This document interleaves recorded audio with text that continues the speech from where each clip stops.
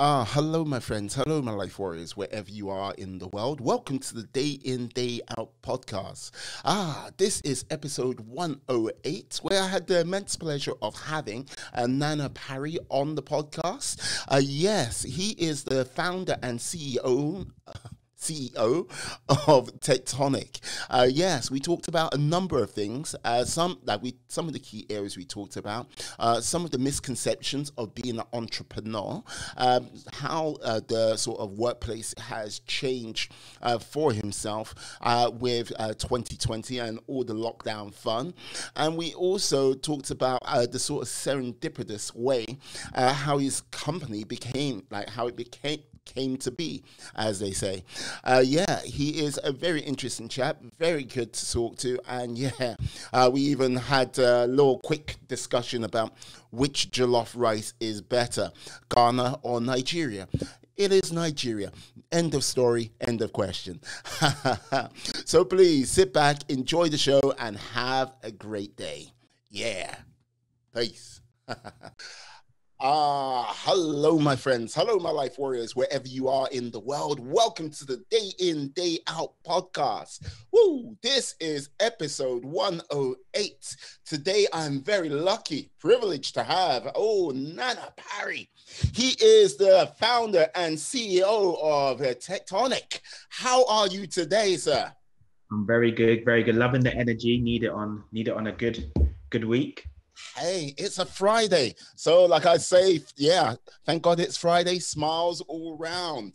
Yeah. Now, you know what? I have to ask. You are a South London lad, born and raised. Yes, yeah. Like between like Croydon and Sutton, like Wallington. Yeah. So all of them. I think I started in Camberwell. Yeah. Camberwell, moved to Sutton with my family. I've lived abroad a bit as well, but in terms of where I've lived in England, it's always been south. I've never ventured further. Didn't want to cross the river. Not worth it. Not worth it. You've got offices in North London, son. I don't like put it this way. Like, this is what I've got to say this. Like, I used to work for EMAP before, like, redundancy and stuff like this with furlough ending. And like basically EMAP is on St. Paul Street, just up the road in the big silver building. So yeah, you are just down the road. So you okay. Yeah. So you know like Silvio's, like Silvio's, like basically it's a small cafe, or the Fox Pub. You're on Clare Street, if I was right. Okay. I don't know these. I was too busy working. Hey, look, I thought a CEO needs to eat at some point. That is the truth. But I have to get the food to come to me. That's the problem.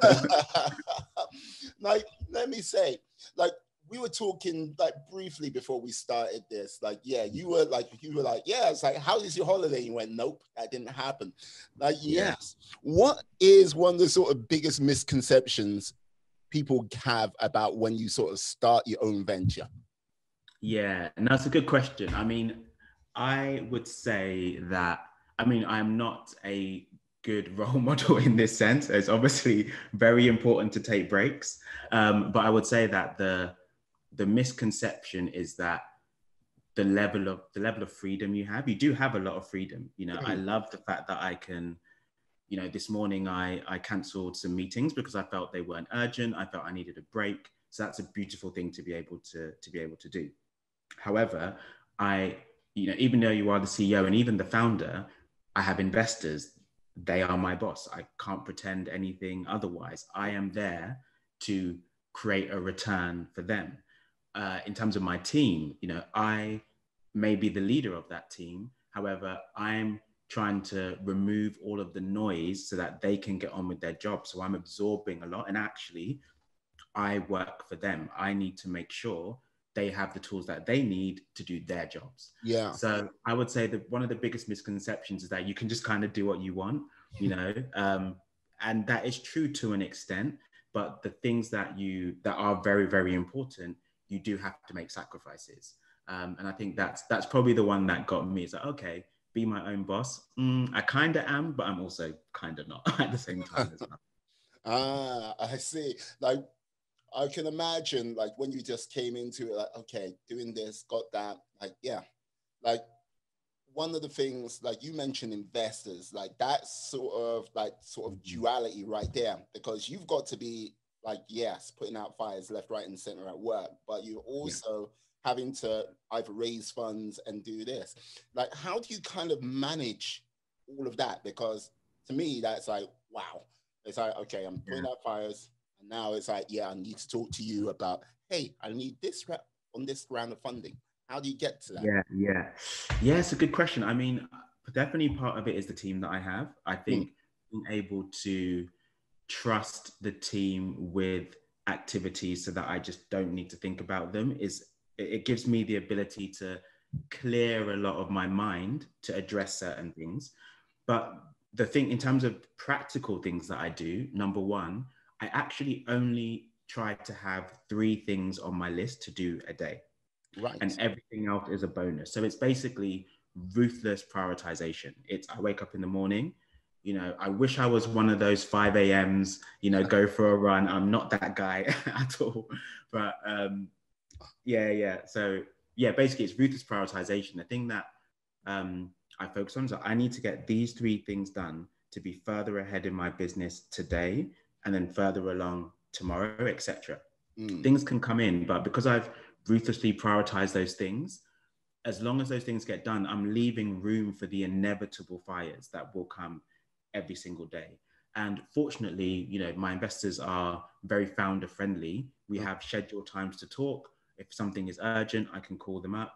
But the investor piece, it's really about showing that you have things in control. So as long as things don't have to be going right all the time, but you have to know what's not going right, and you need to have a plan as into how you're going to fix those things. So I think the answer is really ruthless prioritization, leaving room for the inevitable fires, and then making sure there's structure with the investors where both parties in effect are happy, but also not happy, because ideally I'm sure my investors would want to be calling me every day to see how things are going.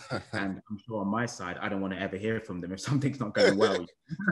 So I think it's that balance where both happy, but both unhappy, but we respect each other's roles and each other's time.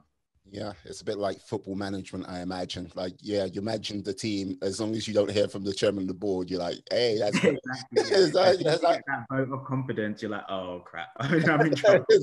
You promised us this, but you didn't give it to us. Why? Exactly. It's like, okay. The sweat starts dripping down the floor. It's like, hey, why are you sweating so much? You're like, oh no, why are you doing this to me? Why are you doing this? Exactly. Yep. This is the thing. Like, when anyone sort of starts a venture like you have, like basically, or something new, there is certain things you expect to learn. There's certain things you're surprised you learn. And then there's the sort of unusual things you pick up on the way. What is one of the sort of unusual, unique things you've learned while you've been doing this? That is a very, very good question. I don't know if it's unusual, but I will say it was a surprise to me. And I think that main thing was in the raising money piece, I thought it was very, very regimented and very structural, and that you need to have X amount of revenue and you need to show these metrics and you need to have the perfect team, et cetera, et cetera. But when I started to speak to other founders of different businesses who had raised money and some who were struggling to raise money as well, I found that the approach was nowhere near as scientific as I thought. Then I started to dig a bit deeper, and I recognized that, at least in my situations, one of the main reasons people invested in me, yes, some of the metrics were good, some weren't great. Yes, I had a vision and they were in line with it, but ultimately they liked me, they trusted me, and they believed that I had the resilience to get through the inevitable stuff that's going to make my life really difficult. And as much as you have people focus on the pitch deck, I've spent so much time on my investor pitch decks, had 17 different versions of it, all this stuff. And ultimately, they didn't invest in me because of my pitch deck. My pitch deck it's it's effectively a digital piece of paper with stuff on it. That's what it is. It allows me to communicate a story, which is amazing, but that's not why they do it. They do it for the intangible reasons.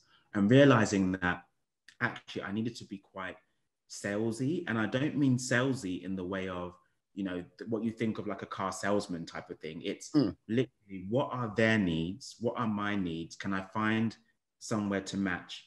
Does it make sense? You know, communicating a story well, being able to build relationships. That's the thing that worked for me. So now when I go into the process again, I know that that's the bedrock. It's relationships, it's trust, it's those things. All the metrics matter and are important. But the thing that really shocked me was, wow, this guy raised 2 million and he had nothing that I had. What's the problem? Oh, they liked him. They believed in the vision. He was able to convince them of something, etc. That was one of the biggest revelations I had in my journey so far. Yes, before anyone listens to this and goes, oh yeah, a pitch deck? Okay, right, great. Away I go. It's like, yeah, I think it's a case of what you said, you had to be a little bit salesy, but I think it's like, is it sort of more like you have to kind of instill confidence in what you're doing to like the investors more so than anything? Yes, I agree with that 100%. There was, when I was first starting to raise from my previous business, it was, you could tell the desperation. You could literally see it on me, you know, please give me your money. You know, you're that thirsty guy in the nightclub. Exactly, just waiting. Like, come on, now, come on.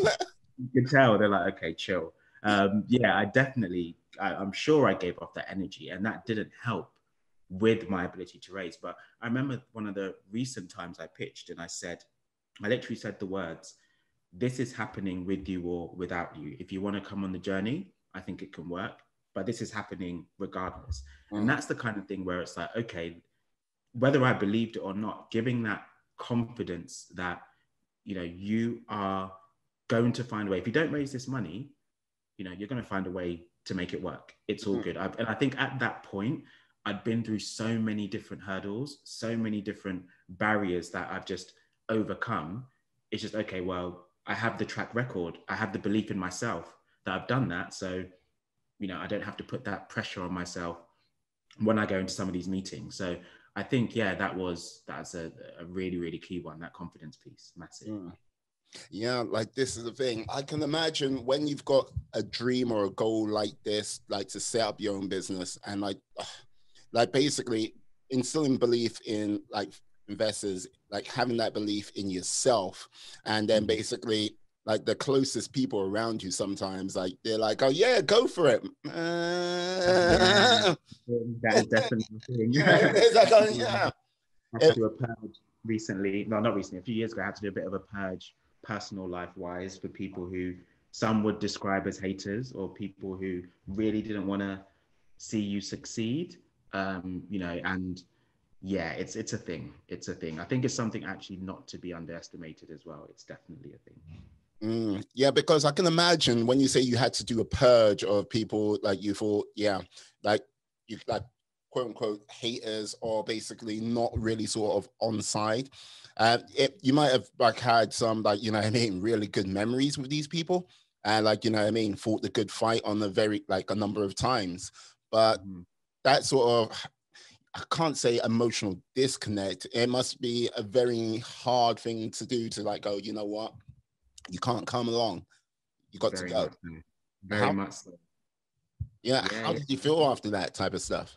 Yeah. So, I mean, I think I would call myself an empathetic person. I think I have high emotional intelligence, and I'm recently becoming more self-aware. Self-awareness is a very important part of it.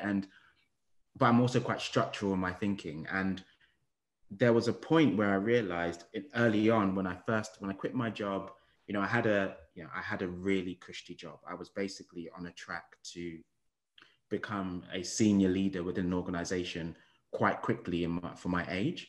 And I basically gave that up to start a music startup. I think you can imagine my African parents' reaction to that. Is like, wait, what part of Africa?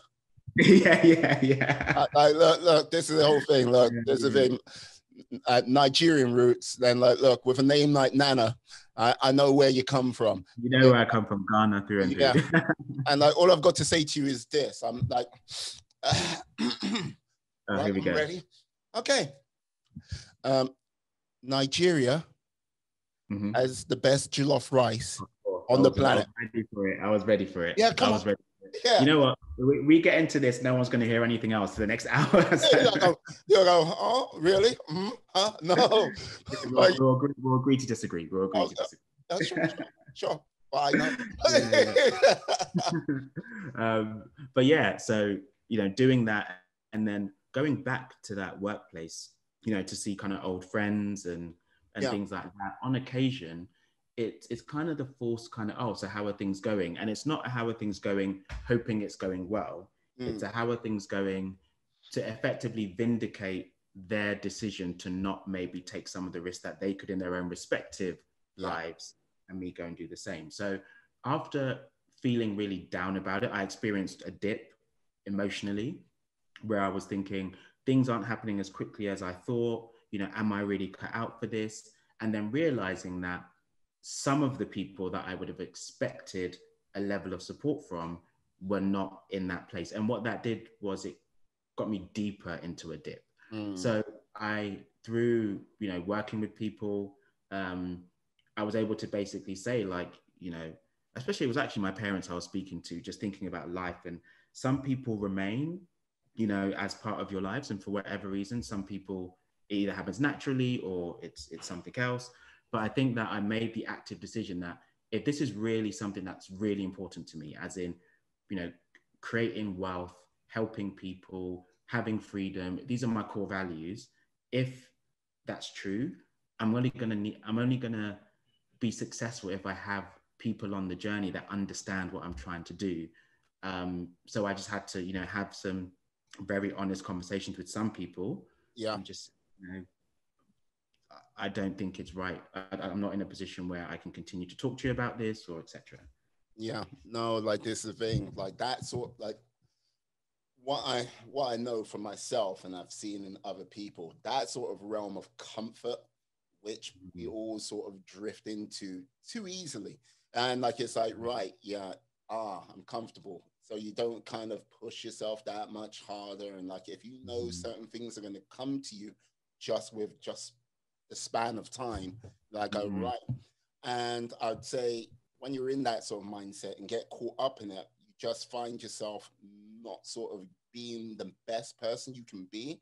It's when you get into those realms of discomfort, those times where, you are stressed, you're like, oh, why do you need to seek out stress? Not for the fun of it. It's like, you know what I mean? It's just, you need that stress. You need that pressure to help yourself grow. And if you don't do that, you will not be the best version of yourself that you can be. And exactly. Yeah. And I think it's the flip side as well, because I mean, I know, again, the self-awareness piece, completely underestimated the importance of that going on this journey, just spending time trying to understand what are your needs, what are your values. So because you'll get a lot of opportunities, you'll get a lot of things that come your way, and you need to make decisions about whether you take them on or not. And the best shield to some of those things for me has been knowing what my values are. So knowing, okay, I can say no to that because it doesn't fit with my values, or I can say yes to this even though it might give me more stress. I'm willing to do that due to my values. But the flip side is, and I'm a big not victim, what's the word? I'm very guilty of this, which is I like doing difficult things and overcoming them. So if something is hard, I end up saying, well, I can do that. And then I want to prove to myself I can do that, even though sometimes it's not linked to my goals or my values. And I think I need to get better at that. But I'm quite a big gamer, not a huge gamer, but my R&R is normally getting on PlayStation and playing some games. And I'm obsessed with winning. I am obsessed. And you could be 10 years old on the other line, we're playing a computer game, and I have to win. I no dirty tactics, but winning is important, and I like the challenge, And that's something that I need to work on myself, which is just because I want to prove something to myself doesn't mean I have to if it's not linked to my values and my goals. Mm. I just had images of you playing like some like game, just like, come on, Chuck, get your ass in gear. Like, why are you talking to me like this, mister? Yeah. 12. I don't care. Get up that ridge. Get up that ridge. Oh man, yeah, I am. I mean, I'm known in my kind of friendship group and family as calm, quite calm, collected, Oh yeah. thoughtful, etc. I had to stop watching football because I was just becoming an awful human being. Basically, I just stopped watching it, and then games as well. Yeah, I mean, sometimes I'll just like just be stupid, just shout for no reason. That's supposed to be my rest time, and it doesn't sound very restful, but it allows me to focus on one thing, clear the mind for sure. Oh, I'm gonna have to ask, who's your team? So my team is Arsenal. However, I would say that I'm less of a kind of passionate fan as I was a few years ago. The heart can barely take it sometimes. Put it this way, I understand where your frustration comes from. Yeah. Look, this is the thing. You're supporting a team which, like, when it was great, it was great. Yeah. When it fell away, it's fallen away, and it doesn't look like it's coming anytime soon. Like your man, Arteta, he might, might be back in a few years' time. Like this is the thing. This season, you might have the chance of winning it because everything's going crazy. Yeah, but this way, my team. Let's just say the injury gods has come down hard. Oh, I see. You're a Liverpool fan. Hard. It has to happen one day. You guys are like robots. Well, look, just like fuck. Look, put it this way. Look, all I've got to simply say is this season is mad because it's okay, 1, 2, 3 games, you know what I mean? 2 in the UK, 1 in Europe, and then keeps on going. International break comes along, and it's normally it's a week or 2 between it. No, straight back into it. No. Look, I'll just say anyone who plays intensive football, any team that does that, everyone's gonna get broken at some point. It's gonna happen. But there's something so interesting about the fan relationship with teams from a psychological level, just the pure irrationality that, not anymore, when I used to scream at a television, these people, they don't know me. It's their profession. They're doing their best, and we're all, it's like, imagine someone out on social media being like, Nana, what are you doing with your job? You have no idea what you're doing. Get out. It just sounds insane, but for some reason it's accepted. No, look, put it this way, look, I don't give a damn what anyone says. Everyone likes that glory feeling. Everyone likes it so much. It's addictive. It's a drug. And look, if you are in a room with a bunch of strangers, but you have one sort of thing in common, which gives you that glory moment, you will see a group of strangers meld and become one instantly. I remember I think it was a pub called the Fluttering Fullback. This is years ago. And we're in the pub, and there was this, it was Everton, it was Liverpool versus Everton in the FA Cup semi-finals, and it was at Wembley. And it was just this one guy who was Andy Carroll. Oh, he's a gypsy, freaking Jippo, swearing at Jippo. And then, about 30 seconds later, Andy Carroll comes along and scores. And in unison, everyone who was a Liverpool fan went, Jippo. I was like, yeah. It's one of those things you can't help it. And if you had a taste of it, you never want to lose it. You know what I mean?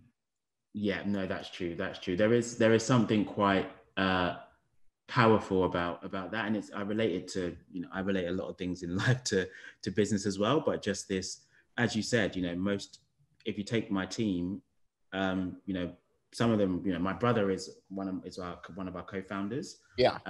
So obviously I know him, but others, you know, there was a time when they were strangers. We were all strangers to each other. But then, yeah, there's something about bringing this common view, and that, you know, you are part of a thing, out of a whole, and you have your responsibility, and you can contribute to achieving what the business needs, but also what you need. There is something very powerful about taking people on that journey and them embracing it as well. Yeah, I've got to ask, what, like with your team, what had, like, you must have had a couple of glory moments where it was just like, yes, yeah, that's it. I love what you're doing. That was like, you know what I mean? That moment was like, oh, yes. Yeah. Like, are you allowed to stay or? Yeah. I can talk about two in particular. So very early days when we're starting the company. So back in 2017, before we were Tectonic. So right now, what we do is we help businesses understand the needs of their customers, and we use data to help them make business decisions. Before that, back in 2017, the business was what we call was a digital agency, and we focused on building early versions of mobile apps and digital products for early stage companies. So we found an affordable way for companies to be able to, you know, individuals or companies to start the journey of becoming their own boss through digital, by making them their digital products. But actually, before that company started, I sold a contract. So before I had a company, before I had a team, I through serendipity, I feel, was in an airport in Morocco, met a guy who, we were both detained for whatever reason. I think it was they didn't trust my British passport or something like that. Ended up talking, wanted to do, you know, I told him we were in technology, took each other's details, didn't think anything serious was going to happen. He said, I've got money, you know, have you got a team to go?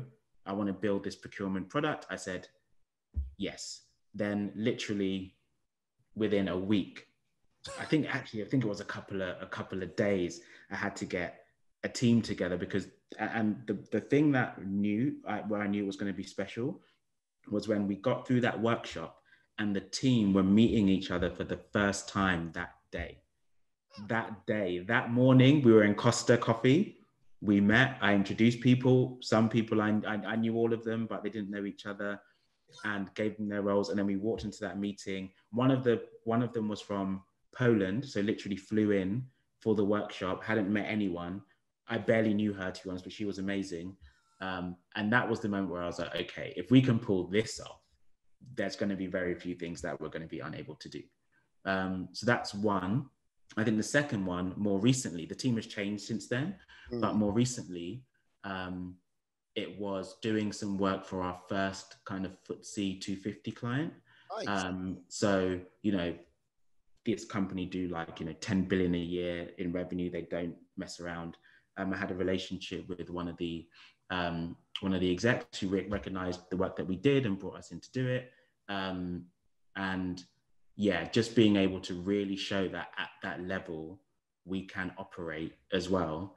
And everyone getting together, going above and beyond to recognize what it means to be able to complete a piece of work at that level was also amazing as well. So I'd say those two stand out to me. There have been many, but I think those two stand out.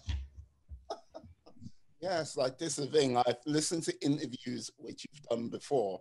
And like, yeah, you mentioned like being like, you mentioned the whole airport thing, but like, yes, like, okay. Now, Nana, like you look like a law-abiding citizen to me. So why were you detained at this airport? I will never know. I was there for 2.5 hours. So I came off the plane, went to, you know, where you just show your passport to walk through, looked at my passport, looked at me, walked away, and they said, passport control. And I was like, okay, expecting him to come back in 10 minutes. Didn't come back. Waited another 10 minutes, nothing. Went to speak to someone, didn't communicate with me either because they couldn't or because they were unwilling to. And then someone came to me and said, we need your driver's license to verify you verify your something. So I said, fine, Yeah. gave it to them. Another 40 minutes, nothing. I'm like, have I just given away all my identification? And I'm never seeing it back, getting it back. So to this day, I don't know, but I do know the person that I met in the airport Yeah. called someone who knew someone who said to I think it was the police commissioner or something like that, someone of authority, Okay. you know, people go, and then within 10 minutes I had my stuff back and I was out. Yeah, crazy. And that was a powerful lesson as well. That was a powerful lesson in relationships. That was I don't think I realized it at the time, but I realized, okay, so that is that how the world works? Is it how it works? Is it, you know, I'm a big fan of hard work. I think you have to put the hard work in. You can't avoid the luck piece. I think that is definitely going to be a part of it, but you can make your own luck. I think you can do things to make your own luck. But wow, relationships with people, very, very important. Very important.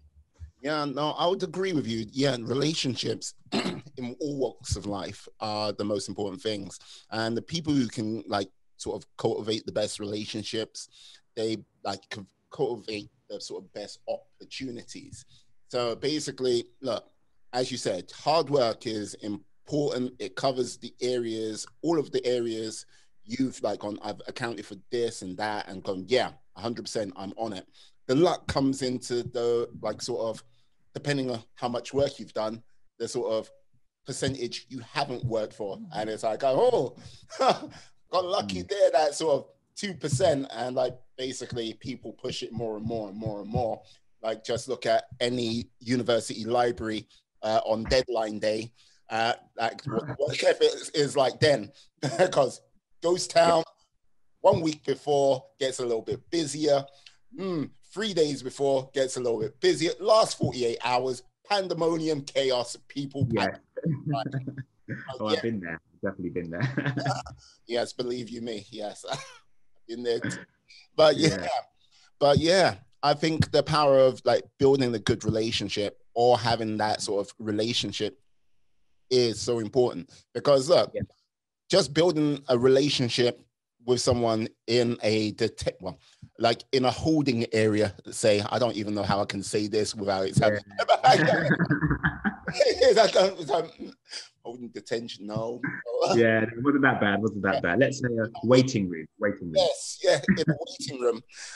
Like basically, one, led to your freedom from said waiting room, and two, it's basically kickstarted a business here today, which you know what I mean? All I've got to say is that's gutsy, because look, not having a team and then bringing together a bunch of strangers in a Costa coffee, no less. Just like, and those people to like come along and go, yeah, you know what? I like, okay, right. I don't know all of the details, but yeah, you know what? I'm with you. That says a hell of a lot to your skills, or sort of like cultivating and building these relationships, for these people to come along and go, yeah, I've got your back on this, because it's so easy to like go, no. No, thank you. No, I agree with that. And I think one of the reasons I was in a position, you know, to feel comfortable with taking that risk, I will say I have a high tolerance of risk, but I think that tolerance of risk has increased over time, because I have kind of, as I kind of mentioned, got through different difficulties before. So I think it was effectively, one of my really good friends actually said this to me a few years ago. He said, entrepreneurship is like going to the gym. It's actually not that different. You first go to the gym, you've never been before, you don't know how the equipment works. You know, you might be a little bit scrawny, you know, haven't stretched, etc. But actually, as you put in more work, more discipline, more, you know, push yourself a little bit harder, but understand your boundaries as well. It's like building a muscle and training it and training it and training it. And I think at that time I had trained it, not completely, but trained it to enough of a level where I felt I can take this risk on and I can pull it off. But it's only because of the mess ups, the failures, and, you know, things of that ilk that put me in a position to say, you know what, I'm just gonna go for it. Yeah, I've got to say, with you being in the tech world, and like what has been kind of your unique experience? And like when I say this, I'm not like, there is not many like brothers in tech, let's just say. You know what I mean? So like, Yeah.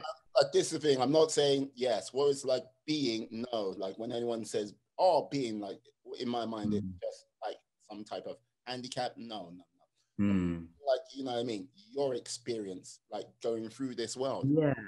Um, so obviously my experience is mine. I can't speak for anyone else, and I can't speak for how anyone else might have seen it. But in Yeah. my experience, yeah, it's hard because it really didn't. First of all, I think it didn't make sense to me why. It got to a point where I'd been to enough offices, I'd spoken to enough people, Mm. I'd been introduced to enough investors or potential team members, and I said, this doesn't make sense. It just doesn't. It gets to a point where, we talk about. I knew a little bit about unconscious bias. Obviously, Yeah. there's conscious bias as well, but I knew a little bit about unconscious bias and things like that. But it was actually through my investment journey where I recognized, oh, people invest in people they identify with at that early stage, that angel investment, Mm. first kind of check stage. And scientifically, one of the key ways human beings identify is through sight, is through seeing people who are like them.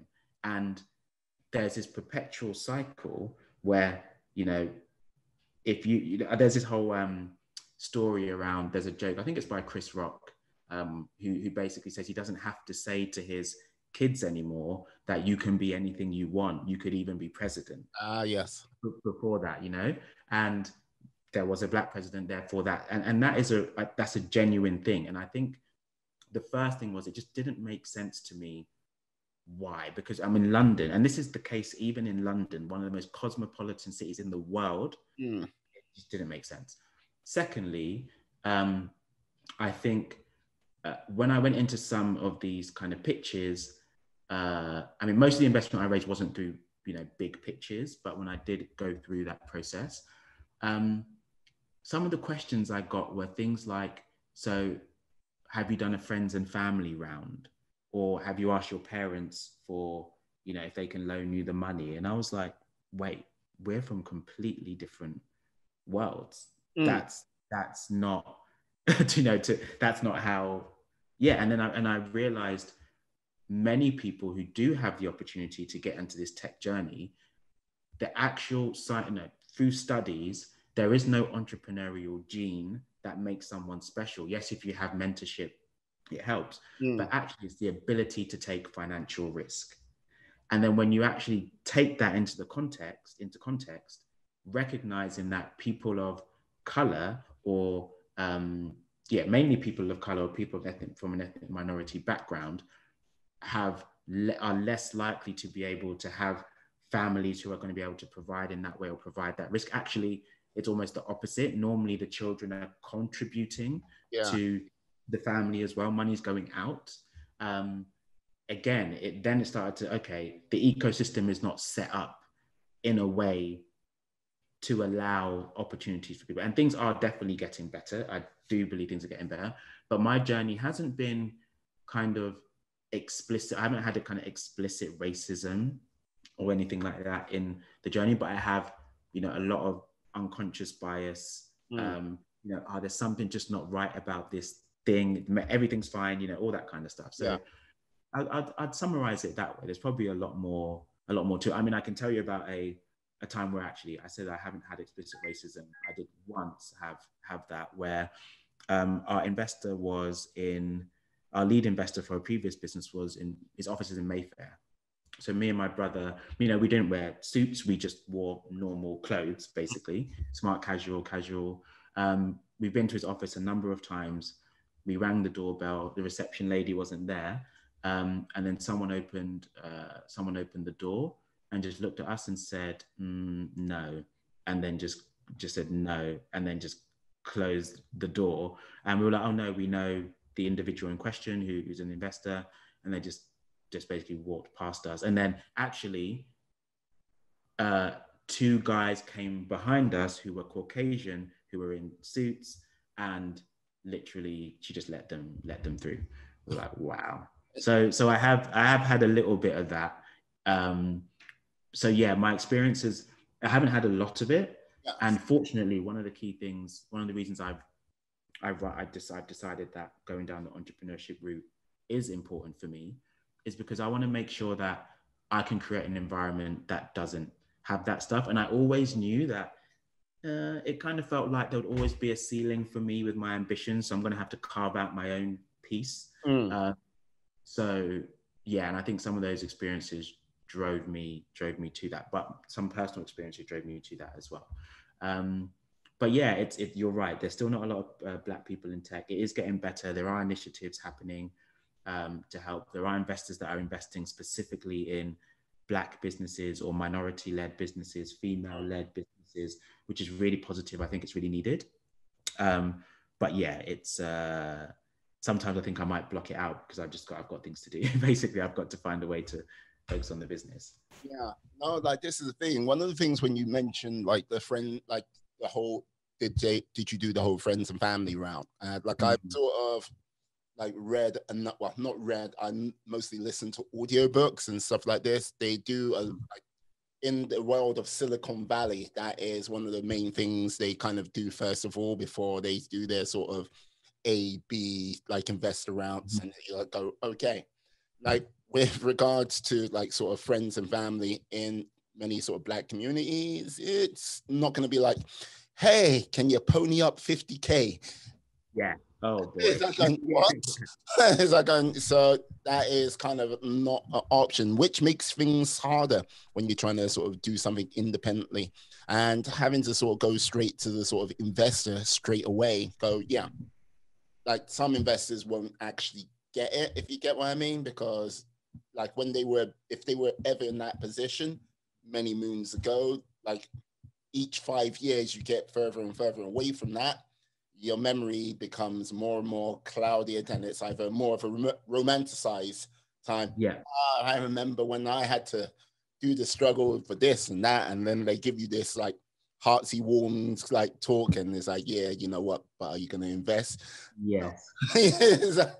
So it's true. Yeah, it's and I would say that when I talk about this tolerance for risk, and I'm not advocating what I'm going to say at all, but I remember thinking, right, so I was fortunate enough that through my experiences of work and the work that I put in, I was able to get a good salary at work when I was working. So I was saving as much of that money as possible. But I thought that money would last me 12 months. It lasted me 4 because I didn't recognize the things I would need to spend money on, and things change in my circumstances, etc.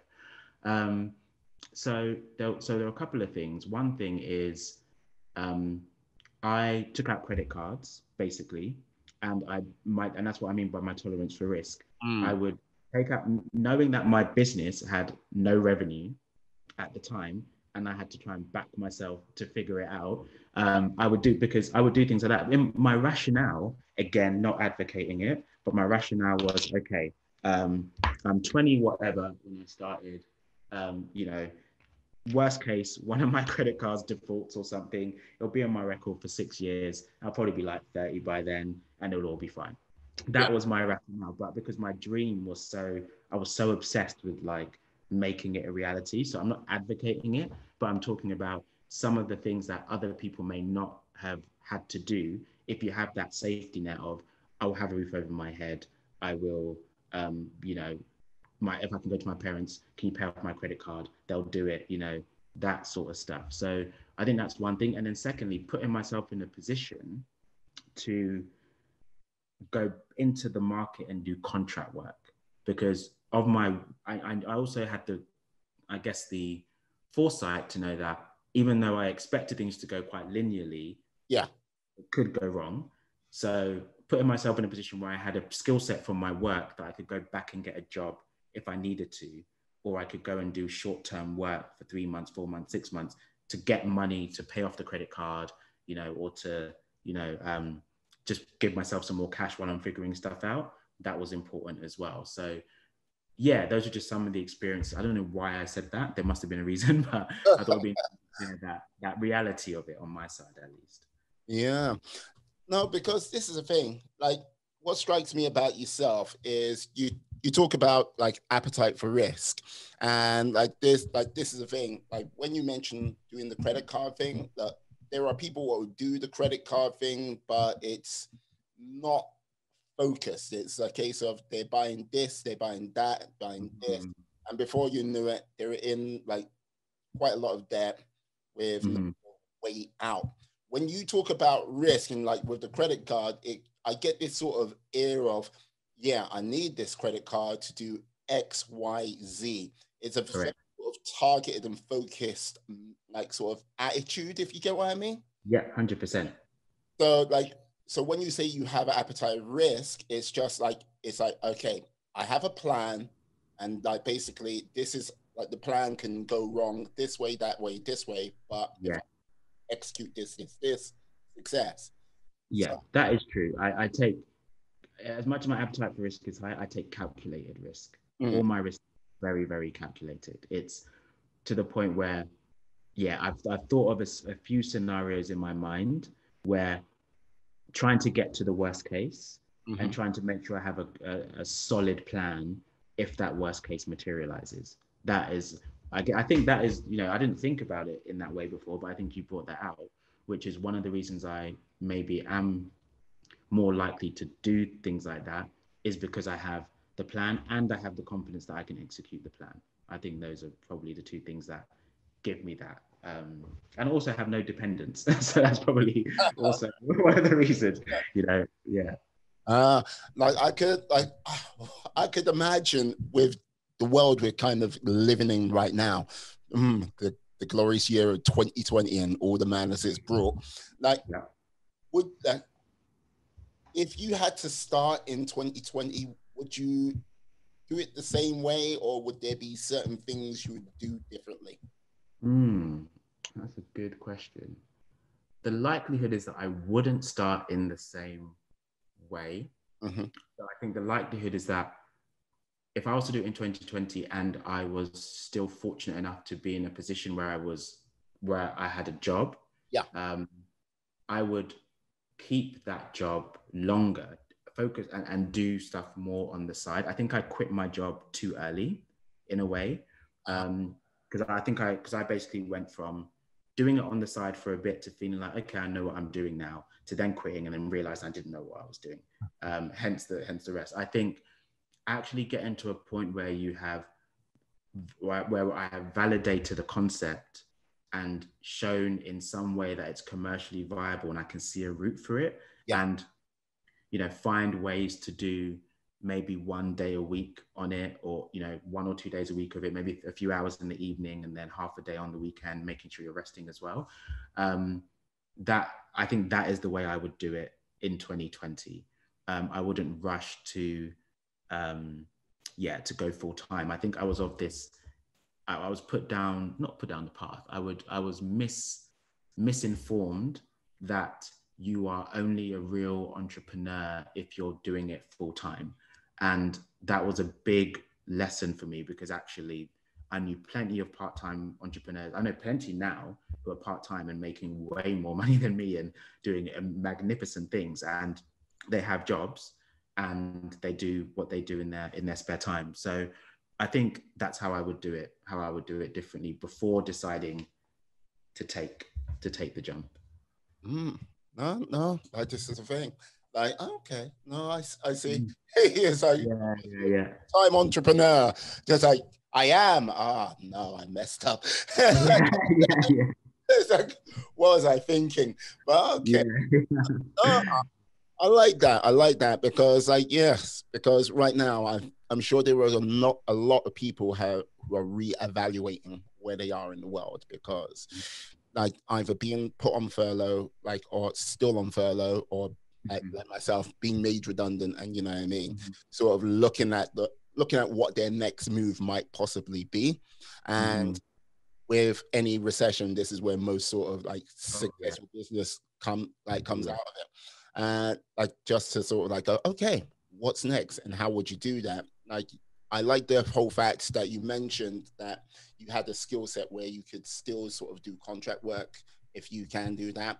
So when times are lean, get that bit of cash going, because like, yeah, no cash flow, nothing goes. That's the way it goes. Yeah. That was a huge lesson for me. I think earlier on it was revenue profit, but cash is, yeah, at this early stage, it's so important. And being able to draw on it without finding ways to draw on it without giving, taking on debt or giving away equity, is, I think, has really helped as well. But I agree with you 100%.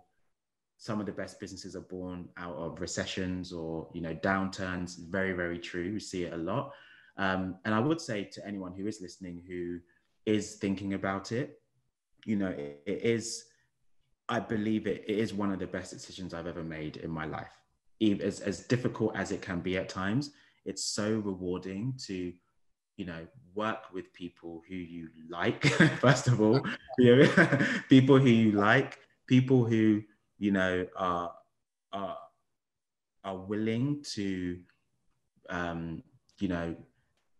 not challenged for the greater good of the business, to learn. If I look at the team, we have Caucasian people, Black people, lady from Portugal, Taiwanese, American, from all over. And the amount that you learn just by being around people from different backgrounds is astonishing. It's really, really astonishing. And being able to, like I said, control parts of your day. And also, today I've got a couple of meetings where they're not sales meetings. I sometimes have my diary open where people can book in a slot, just because, I want, part of my core values is to help people, and being able to give that time to be able to just help someone a little bit further along is so rewarding. It's so rewarding. So if anyone who's interested in it, it's not about being necessarily the next Google. You don't have to be the next Google, the next Uber. You can be business number 435 in the ranking in security, and you can still make a very good living and still do the things that you want. It's just about kind of putting in that time and being open to learning. And I don't think it's about never giving up. I think it's about understanding your core needs and your values and doing the things that that work towards that. No, I like that. And like, yes, the whole thing is, I think, people get sort of too caught up with the sort of, when they say success these days, like success comes in the form of, if you don't have billionaire in your name, like you're not being successful. And like the whole thing is, you don't necessarily need, like, if it's about financial gain, you don't need to be a billionaire. Like, there's only so much money you can spend. And look, and people like go, yeah, but there shouldn't be any billionaires. I'm like, no. That type of attitude, you come for a billionaire, then it's like 100 millionaires, then a millionaire. Then they come to me and it's like, look, man, I'm just like living paycheck to paycheck. Leave me there. It's like, no. So I would simply say people really sort of need to really focus on what success truly means to them. And basically, what you mentioned earlier about self-awareness, like, being self-aware of what success is. It could be, yes, own your own company. Yes, it could be being a parent. It could be like, just, just being an upstanding good citizen in this land of us. But know what success means to you, and like go with that, rather than sort of like media hype success, or like, go, I'm a billionaire. Yeah. Do you feel successful? Exactly. It's like going, So it's like, I agree with that. I think it's really, really good advice. Really, really good advice. Only individuals themselves can define success for themselves. So, I agree with that. Definitely. Yeah. So with regards to yourself, your company, what sort of goals or targets or hopes or dreams do you have for the company for, let's say, 2021, 2022, say? No, it's a good question. So we've actually got a vision and mission review session on the 30th of November internally within the team, because I feel like Corona did put that on the back burner a bit. I think we ended up just doing things that we felt needed to be done. So I think now's a good time to do that. But I would say from a strategic perspective, we're very good at basically helping businesses understand the needs of their customers, but we do that predominantly on a kind of one-off basis. And one of the things that we're very, very interested in is basically taking our experience over the last 4 years, 3 to 4 years, packaging that in a digital product and allowing people to go and do that work themselves. So basically focus more on a monthly revenue recurring subscription-based business where, you know, rather than having to talk to us on the phone and do this and that, the product will talk you through everything you need to do to understand who your customers are, what their needs are, and how to make decisions so that you can improve your products and services. So at the moment, we're working, by the end of the year, we've already got some beta users, but at the end of the year, we'll have that product done with a view to start bringing it to our current clients, previous clients, and potentially, hopefully, new clients to turn us from less of a consultancy with digital on top to more of a digital product-led business with consultancy on top, if required. So that's the key strategic thing that we need to focus on in the next year. Having that type of business has lots of benefits on, you know, team, you know, all working towards one goal, which is really, really great. Prediction of revenue, you know, having a subscription-based business. One of the reasons Netflix is laughing is because they can predict their revenues, and therefore they can create high valuations when they're bringing in more investment and things like that. And also just doing something that I haven't fully successfully done before. Again, it comes back to that challenge piece. I have a good formula for starting something, figuring out if it's worth continuing, getting initial customers for it, scaling it to a level, but I've never fully scaled like a digital product. So I think that challenge to me is, and the team, I think, is where our energy is going to go into in 2021. Excellent. I like that, like, because like this is the thing, like, yes. When you mentioned you're going to have a meeting to like, oh yes, Corona's put some things back. I would say like this year has been a weird year because it has, as you said, it has put some things back for people, but I think it's really hyper accelerated other things in the way the world works and how people are going to start working from now on. Because like, okay, working from home and stuff like this would be something which is totally alien to many a company, and basically other like if the companies knew about it, it was like not in my lifetime. And I would say it was like, say, maybe 10 years off, maybe a little bit sooner, where companies might go, yeah, you can work from home. Now it's like, it's here. And I can't see, look, there are many a company sort of downsizing their offices. And like, they're like, yeah, it is not something you can see going back to where it was. If you can work from home, that is going to be kind of the new normal. Like, how do you think your sort of organization and company would deal with that quote unquote new normal? You must already hear. I think, So I think in tech, it's been something that we're used to, I guess. You know, I mean, most of the developers that I know, I have never met. Basically, I've never met them because they're in other countries, they're working from home, etc. So I think that is normalized. And in some of the contract work I did, you know, I was working, the project was based in Switzerland, and I may go out there every so often, but my work was in the UK. So I think for me, it's something that I'm a big advocate for, because I don't know, this whole 9 to 5 thing in the working world, it's like, how much time do you give yourself? Because outside that 40 hours or whatever a week, then there's admin and life stuff. And then how much time do you get for yourself every week? It's minimal. So I actually think the working from home piece, whether there's a preference for it to be full-time or preference for it to be, you know, a couple of days a week in the office, the rest out. I think teams have to find a way for it to work for themselves. But at the moment, we're fully remote. Ever since COVID Yeah. hit, we did 3 days a week in the office, and then we did 2 days remote. Then we stopped going to the office and went fully remote. We had to learn how to efficiently, as a team, full time, work remotely, and that did take some time. That wasn't quick. Things were kind of falling through the cracks at points. But to us, it's not a complete new normal.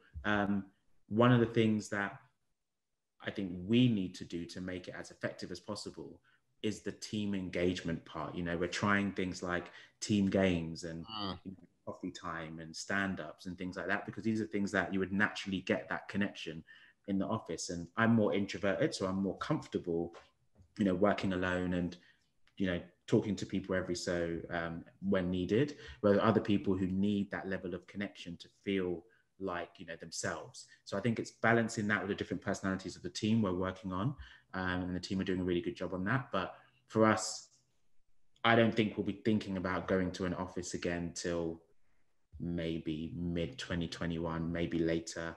And then, you know, we have to have a discussion as a team to figure out, you know, is this something that we want to do?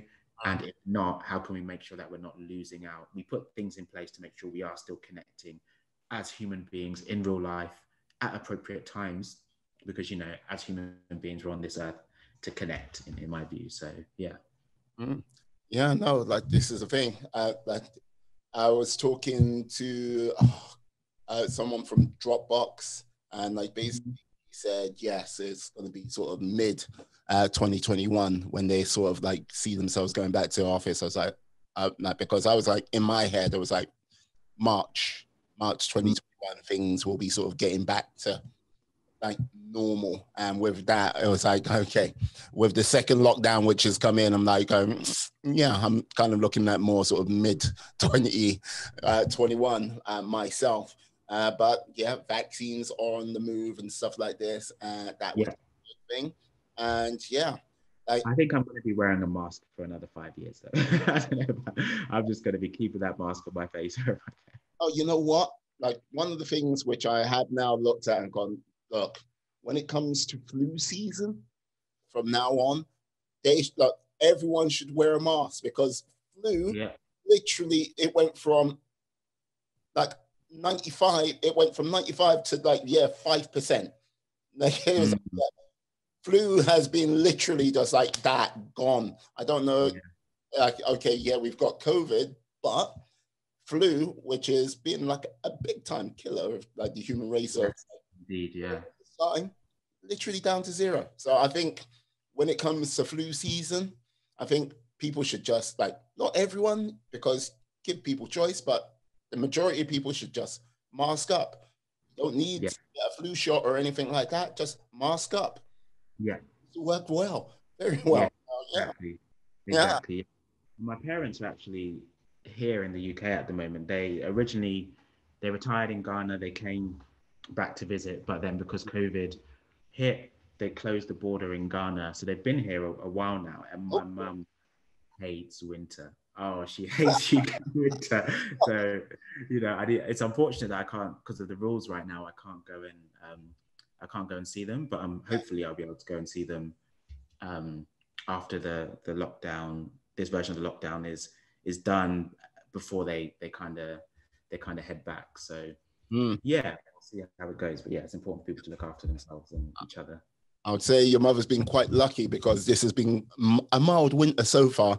Like, I know now, I've no doubt I brought down the curse of the winter gods upon us. Like, snow out tomorrow, but it's been good so far. I'll keep my fingers crossed. But yeah.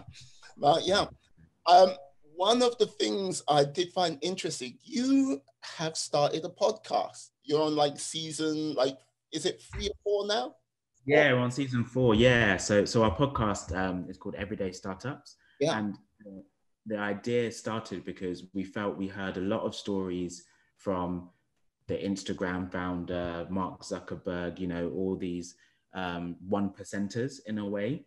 And it kind of potentially gave people a false view of what it would be like to start a business in digital. So we decided, okay, why don't we just get people like us effectively on these podcasts, but have different views on things, but also different areas. Like one of my favorite ones was the one on cryptocurrency, because I pretended to know about cryptocurrency for so long, and I didn't know a thing about it. And this amazing woman, Rianne Lewis, just broke it down so simply, where I feel like I completely understand it. And we really started that to give people the opportunity to learn what it's really like, at least from a UK perspective, starting out, but also giving us, from a selfish perspective, the opportunity to learn and give ourselves the time away from the day-to-day to talk to people outside. So yeah, Everyday Startups is on season 4 now. We had a really good episode recently around mental wealth. Really good, which should be out very soon. So yeah, we've got that. And then I do it with a really good friend of mine, Andy Ayim. He runs the Angel Investing School, which is basically helping minorities get into angel investing, basically teaching them how to angel invest in different businesses. And we have a podcast called Founders Clinic, which is a similar premise, but more on the investment side, trying to debunk and demystify some of the assumptions that people have when raising money. So we talk to venture capital funds, we talk to angel funds about how they choose investors, and challenge them on some of their thinking as well. So yeah, called Founders Clinic. If anyone's interested in listening to that, it's really great as well. Oh, excellent. And like with that, like what I've noticed with your podcast, you don't have it on YouTube. Like, will you be like doing a video Zoom call and like uploading it to YouTube as well? You know what? It's a good question, and it's fully my fault, because as I kind of mentioned before, I'm more introverted. So podcasts sit much more comfortably to me than kind of being on video and things like that. And the team of actually, to the point now where I have a meeting in my diary with our social media lead, who basically for that hour effectively makes me record content, because it's so against my nature. So I would say that likely coming into next year, we're going to start putting this stuff on YouTube, so people can see my face and see that I'm a real person, not just a voice on some audio. Hey, look, you're doing incredibly well here today. Look, you're superb. Like, look, video, it's gonna go on YouTube. Yeah, it's a good start. Yeah, like, because like this is the thing. I think, I don't think, I know like more sort of like realistic sort of terms of entrepreneurship and where the sort of journey begins. Because look, okay, this is not the beginning of your journey. Like, it's kind of like, it's still start phase of your journey. And one day, like, your company will be like, okay, it's like everyone knows your company. It's like, oh yeah, you know the company. But I think everyone kind of misses out on that sort of beginning stage. You know what I mean? Like, so it's like, yeah, if you could see Facebook when it first started and everything like this, it's fledgling stage, not some fancy movie, which has definitely taken artistic license from here, there, and everywhere. Yeah. It's like, you kind of like go, oh my God. Like, I think there'll be many a person go, Jesus, starting up a company is really shit. But you know what I mean? It's true. And it's so interesting though, because there is an element of, I think it's important to not glorify every aspect of entrepreneurship, for sure, because it's not always good. But it's also similarly important to not just give the other side, because I think it is important to encourage people into the space. So I do find it difficult, that balance sometimes. Just, I could definitely tell some horror stories for sure, but when I think about it, it's like how useful is that is sometimes the part of it. Yeah, I would say if you tell the truth, I think the truth would be valuable to like more people than not. Like, this is the thing, that great like glory moments, and like those moments where like glory is definitely absent, and like you're like, you know what I mean? People need to hear that. And look, if everything was always up, up, up, up, up, and there's no down, because I think that's what a lot of people get deluded with, because they don't actually see it. Yeah. Like that truth will be like, okay, yeah, there is a downside to it, because look, the way I see entrepreneurship, yes, it's like, you are like, if you want to take control of your sort of life and destiny, then entrepreneurship can give you a lot of that to, in a certain sense of it. There are things which are out of your control, because that's the way the game goes. But it's a game where, like, as much as you can have comrades in arms around you, it can be a very sort of lonely game at the same time. It's just people don't like get it. And like, this is the thing, I've seen a lot of stuff go around. I've had friends tell me when they've started their business, like, you know what I mean, they've sold watches to sort of keep them sort of afloat. And like, you know what I mean, they never say anything at the time when like the shit's going down, because it's like, might be a pride thing, or it might be a case of I'm just dealing with it myself. But it's a very lonely place to be when it's like that. And when things are going right, it's like, And like, the thing what makes me laugh is when you get some like cocksure, like outsider, and they go, it seems to be ever so easy for them. And you're like going, you go, what? What? Like, okay, you walk a day in their shoes. I bet you will not be happy, but you know what I mean? Yeah. I think they're really good points. I think there's almost to a point, due to the power of social media, I think there is a, this might be a bit strong, but a social responsibility to not give off a view that everything is perfect, because what that does, it creates, it contributes to people's mental health, that they're not good enough and this and that, where in the background things are not as they appear.